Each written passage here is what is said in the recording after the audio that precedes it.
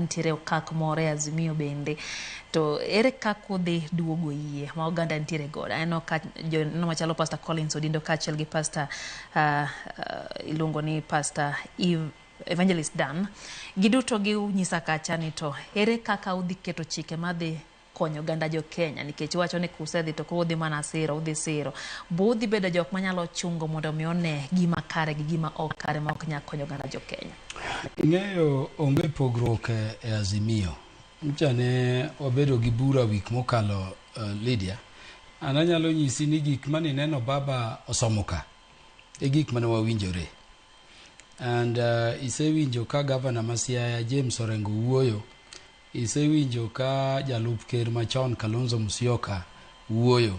Akia kama unu winjo ka gik magiwacho ka opogore gi gik ma ne Kalonzo baba wacho wacho. ni ok odonje ndalo gin gi homalo. Nyocha ne an mano e gima thagowa gi jowa mamoko. Nyocha ne wawuoyo maka watieko wuoyo kuongo ne jo ODM wuoyo kende gi jo Wiper wuoyo, jo KANU wuoyo, parties mag Azimio te wuoyo kendgi. Bang'e to kogik in the afternoon to waduto koro ne waromo. Koro party ka party wach msimamo margi. Jo ODM wacho margi gik mane ging'ade buchgi, jo Wiper, jo KANU, party duto te.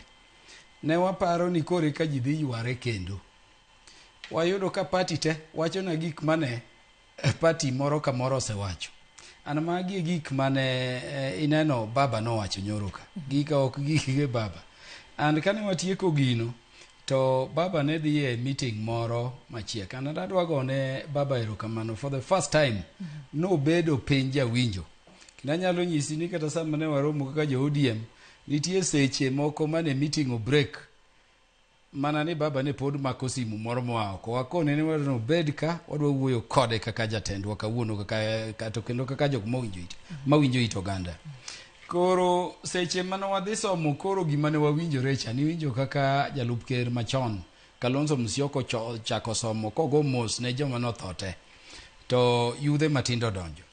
Gima pok unyiso jo piny ni jenzi manodonjo kane giwacho na maka jenzi makara wan inyalo paro ka bad Kalonzo kokacham ane mane an namba 2 bang' ng'at achiel kende to jo kaka nodonjo to okone wakethone gi sagi theories osesandgi Nairobi moromo, bunde osegogi moromo, gin jo sirikal mar Kenya gimitamo negi donje sirikal samo migi thuolo mosetamgiega onge wakethonegi sa mane mano miyo gwewa kuchan mano land ne uru jogi maber.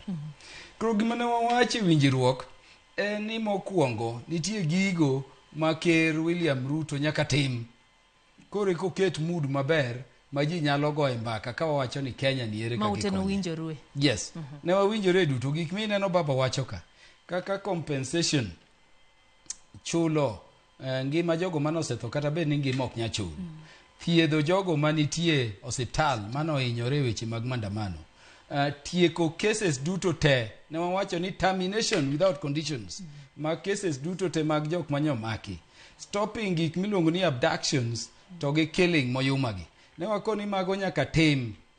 Andan gik moko mathago ji kaka NHIF iyudo ka jigine ne koro ji dhi e shift. Ne wakoni mago nyaka goloko mondo ket jo Kenya e mood maber ande thuolo maber ma ng'ato koro nyalo ng'iyo wadgi kaka ja Kenya wadgi. Mago ne wawacho preconditions kaka ineno baba no wachecha. Ando kine ka kiwinjo Governor James Orengo owacho ni ok wanyal donje sirikal kapok joka otimang ochul. Dong mane kaka baba bendo wache be kaka ne wawache. Koro nge difference. Ani nitie koro gimoro ma ng'ato lidho modwa dhi berore go ne ji to ogolo ji the whole picture. Jalo ponono ne jatel piny ok ochopo dwaro magi. So dwaro mang'eny go pok ochopi. And mae momiyo ane mana wuoyo matek mogik wajumbe te biro nyisi. Kakoni gima niluongo ni dialogue ni o confuse it jowa. Nikech dialogue nyiso ni ji ariyo gore ang'owa mbaka. Mano momiyo ji wacho ni maybe mbaka between baba gi William Ruto mondo gine kaka giloso sirikal ang'owa together. Ane mana chiwo proposal mjumbe moro biro nyisi ni wach ma dialogue wagoluru. Gik manyithiwa ne gore ne oko kucho moko biro dwaro ni jo Kenya obedi. Anyalo nyisi ni ng'enygi ibiro winjo ka giwacho kucho, to kok wabedo piny mondikgi mone kaka itimogi, to gibiro dong' na street kunyo. Wanyisi kuom ranyisi. Nyithindo ka wacho ni wan tribeless, wadwaro ni jo Kenya te obede migawo te mag sirikal otine piny. Katiba tayari wacho ni there will be ethnic and regional balance at all levels of government. Ang'o miyo ok otimre? Kidhi Malaysia, to in addition to bedo ni katiba giwacho kamano, gin gi act moro ma define ethnic quotas. Makiloso migawo mag sirikal to nitie share mar oganda koganda, ok ibidonje kata idwaro kata ok idwaro. Aina sheria no kitere bunge kucho kaka Kaluma to joka dhi nego.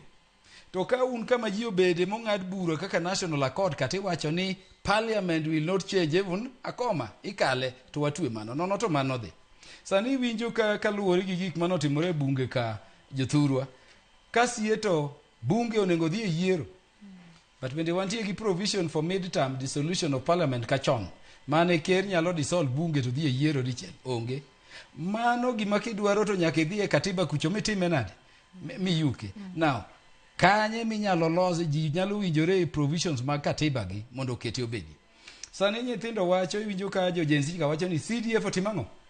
Samoro giwe ni CDF ma mjumbe. To korwa kucho penjira ne nyithindo adima ni na school nikech CDF no. Bendi nyalo golo CDF kapok iketo secondary education obedo free and then university education iketo subsidized maber. Now, kidwa keto education ma secondary obedo free, jo UDA no promise, dongi? Jo Azimio be no promise. Tok gitime, ibiro chuno gi nade. Anyalo nyiso una sebedo gi sheria mosebede budget and appropriation committee koro higa gi nus mana propose go bedo free secondary education no mondo ket Kenya ka. Pok iyude today. Adwa nyiso jowa ni nitie gigo mang'eny maka wadwa yuto e gima ne nyithiwa timo cha. To chuno ni nyaka wabedi. Gima ne wawinjore ni nitie gik manyaka ker kuongo tim mondo oket oganda e mood maber maginyalo go mbaka. But adwa nyiso jowa ni giko to nyocha na propose ni wagol gi Moni National Dialogue, waket gi miluongo ni National People's Convention. Koro jo Kenya duto te tieng' mopogore oganda, every section ma society bedo kaka ne wabedo Bomas cha. To ok wabed state house, wabedo kama independent, to waneno gik mathago Kenya to wawacho gi to watieko. Ganda adwa nyisi ni gik mathago Kenya ng'eny ma thuolo mo wantiyo go ni dang' ok wawachgi. Moko nyithiwa ka gwara. To yiena kata wakasore ta wach ni gik mane nyithiwa matindo wacho ka. Bende Lydia puonjuru ji. King'iyo gik mane wagone gi lweny last year cha gipogore kanyo. King'iyo mosebedo ko wagore ne gi chon ka gipogore kanyo. Omiyo wagone gi erokamano. Ni ne giwuok motegno kendo giketo piny wang'e oyawore nikech ne giwuok nyithi Kenya duto te. To kik wiwa wil ni gin kende magibedi. An adwa kwayo gi ni giyie. Ok wawacho ni gichung'. In fact mondo wa succeed kata National Dialogue kucho. Nyaka be ni Gen Z pod dhi mbele kae kinyiso gi ni ok idwar akare Gen Z ochung' this status. So gigi wanogo wacho ni Gen Z ochung' ni wane modhi wuoyo. Jo Kenya wuoya to Gen Z gi bendo dhi mbele. An gigi tek konyo